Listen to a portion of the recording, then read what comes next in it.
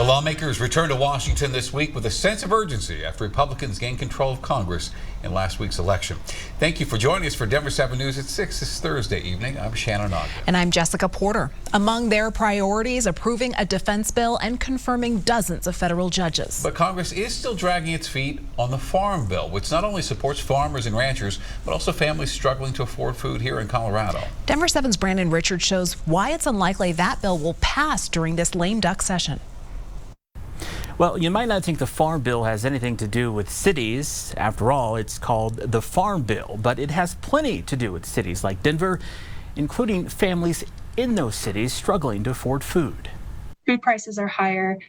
Folks are accessing nutrition programs more than ever before, and the dollar is not necessarily going as far. Sarah Mason is with Feeding Colorado, an association of 5 Colorado food banks. We're just seeing that we're operating in a completely different environment now than we were 6 years ago. 6 years ago was the last time Congress passed a farm bill. Normally, Congress passes a farm bill every 5 years, which means Congress is more than a year late. Most of the bill is welfare. Colorado Congresswoman Lauren Boebert says that includes the SNAP program, which helps low-income families buy food. According to the Congressional Research Service, the last farm bill cost taxpayers $428 billion. Of that, $326 billion, 3/4, went to the SNAP program. Conservatives like Boebert say that's too much. Far too much costs there with the SNAP benefits in the Farm Bill. We are approaching $36 trillion in debt. This is immoral. This is unsustainable. The current Congress, whose term doesn't expire until January, is not likely to pass a new farm bill this year.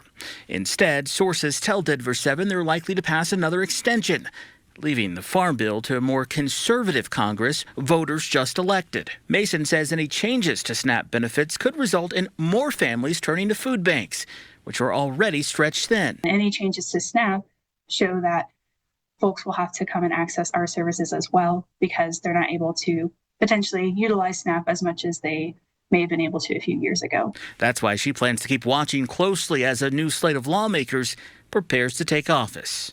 In Denver, Brandon Richard, Denver 7. Lawmakers also are staring down a fast approaching deadline to keep the government running. The deadline for finding a funding solution, December 20th. Some Republicans hope to strike a spending deal with Democrats during this lame duck session of Congress. Others urge the GOP to punt until Trump is in the White House. Now, also on their to-do list, passing the annual defense policy bill.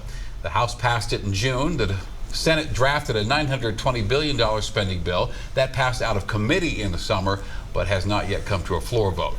And finally, Senate Democrats are racing to confirm as many federal judges as they can before Republicans take control of the chamber. Lawmakers have confirmed 213 of Biden's judicial nominees, and he is now expected to match, perhaps even surpass Trump's 234 appointments the first time he was in office.